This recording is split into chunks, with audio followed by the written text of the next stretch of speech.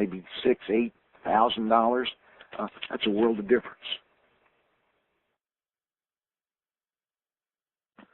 Also, research is showing that more consumers, because of their concern about cost, are trying lower-cost products. Sounds reasonable.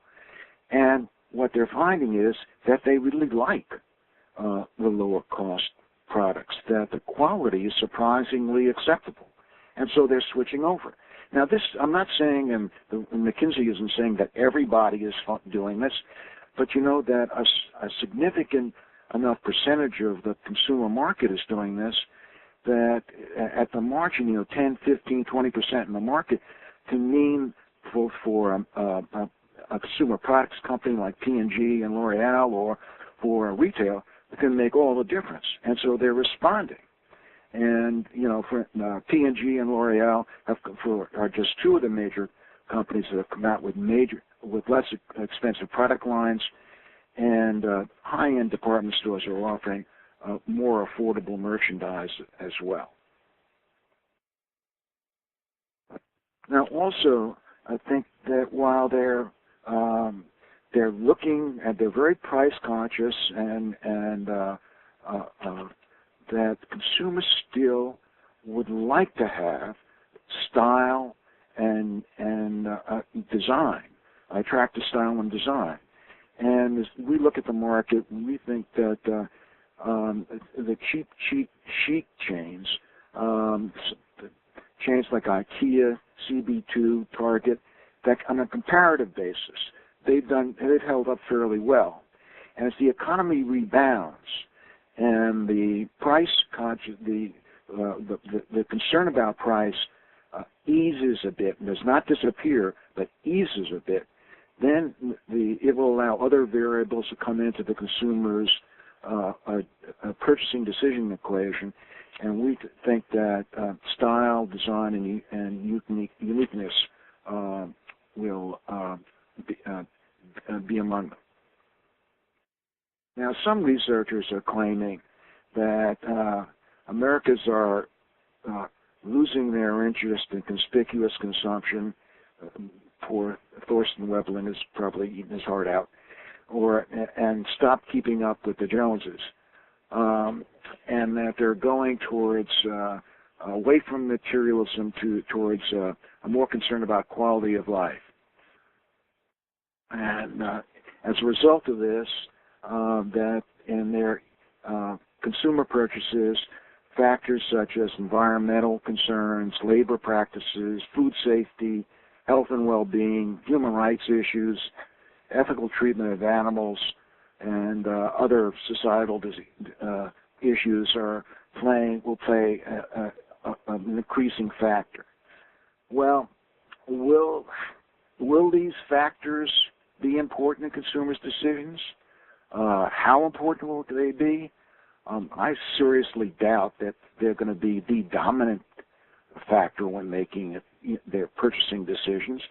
I certainly think that they will be a present factor. Will they impact 5 to 10% of the purchase, maybe 15%? I don't know. But there's a kind of what you might call a social premium involved, an extra cost often. Can that be afforded? That is also an issue. I think it's too early to see how impactful this new social factors and consumer decision making is going to be. I think it's certainly significant enough as to be watched, but I wouldn't bet the store on this one. So here's the summary of the key characteristics of the deliberate consumer: increased frugality and price consciousness. Needs are more important than wants.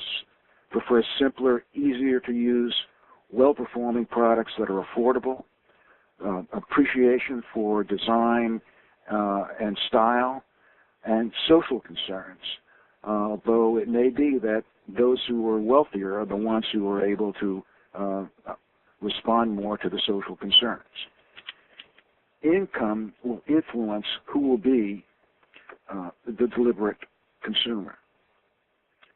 because of the price sensitivity, the cost sensitivity.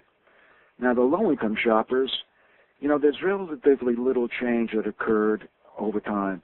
They have always been rather the constrained consumers because they don't have that much.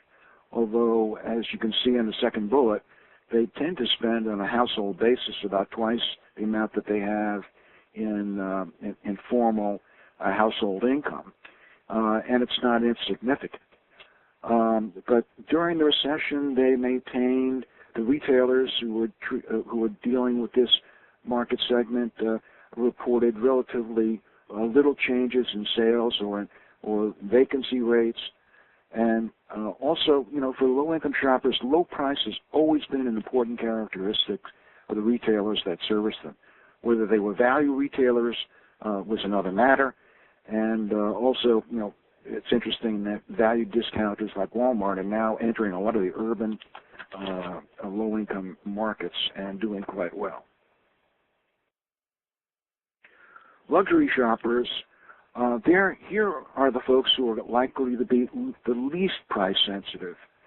And although we have to differentiate between the very truly wealthy and those who are the aspirational shoppers, who are the backbone of the mass luxury market, the shoppers who are trading up. But even among the wealthy, it's reported that they are not leveraging their investments as much, and they're being much more cautious. And some observers are saying this is reflecting their spending, as shown by reported increase in buying classic, more durable, and less ostentatious merchandise. The aspirational consumer, the trading up, is shifted significantly towards the more affordable merchandise. And while a lot of experts expect the luxury market to rebound by 2012, how much it's going to be and to what extent it's going to be, it remains to be determined. But it's here that the rebound is likely, to be the most, and it makes sense. They got the most money. And this chart shows the household income and spending by quintile. And one of the things it points out is just how much the upper quintile dominates many spending categories.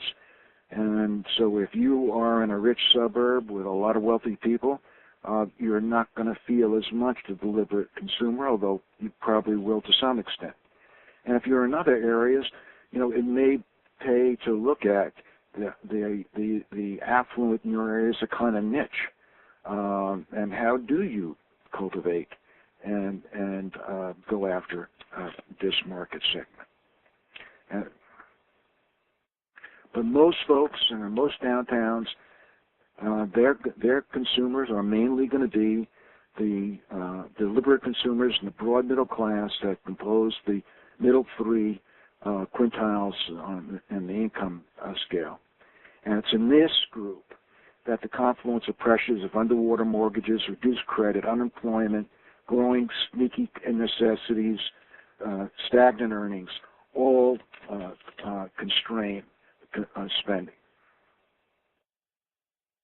I'm going to skip this one.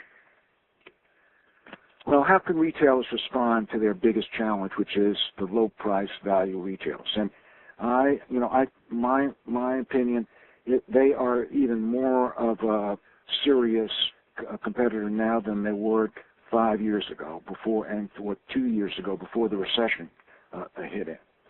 Well, one way to respond is to find the shoppers who are not price sensitive. Secondly, how do you create, as a retailer, meaningful ways to provide value besides low price? Third is to develop backdoor retailing operations, which is another way of doing retailing. Backdoor retailing operations really says, look, I'm not just going to depend on the customers, the residential customers are walking around in my downtown and are going to walk into my store. It means I'm going to try and develop other markets besides that. And then to identify and cultivate specific niche markets and even perhaps some micro markets. And fifth way is to generate and cultivate store apostles. And I'm a great believer in the power of store apostles to retail success.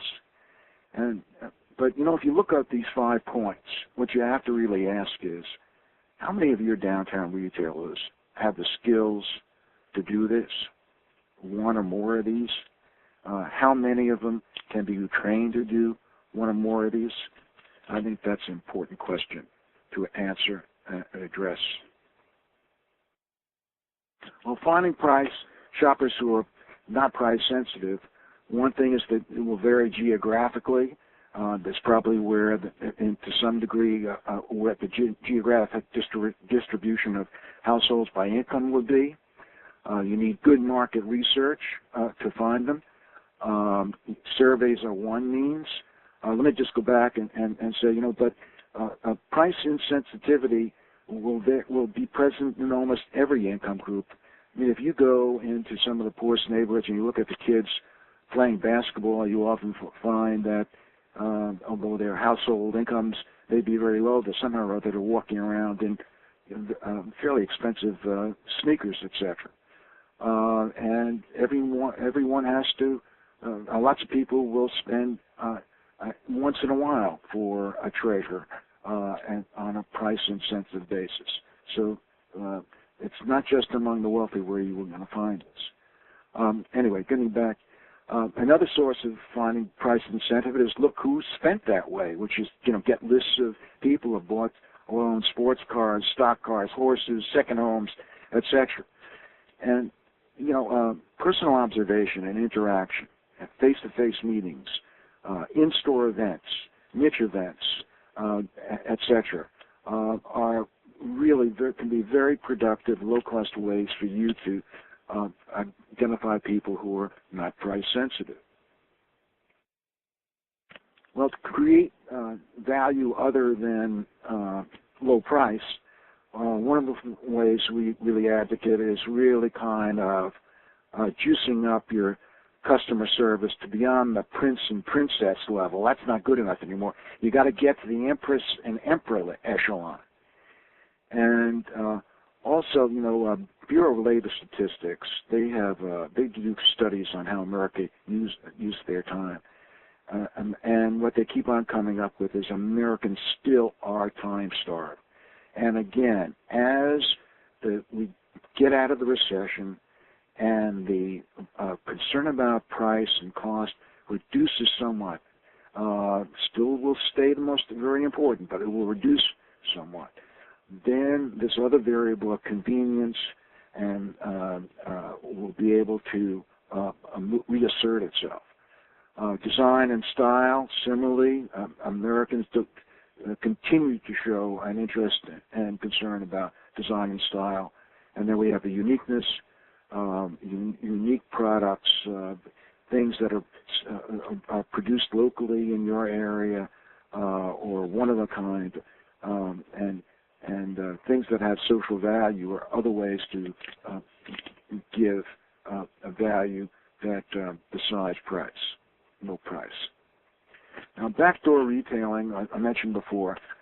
Some examples of backdoor retailing is there was a tobacco store in downtown Rutland, and it was there for many, many years, and it not only sold pipe tobacco, cigars to locals, but also distributed those products to various stores throughout Rutland and the whole middle part of Vermont, central part of Vermont.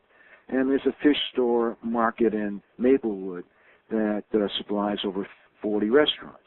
Now, those are face-to-face kind of approaches to backdoor retailing. You also have an electronic approach where, if your store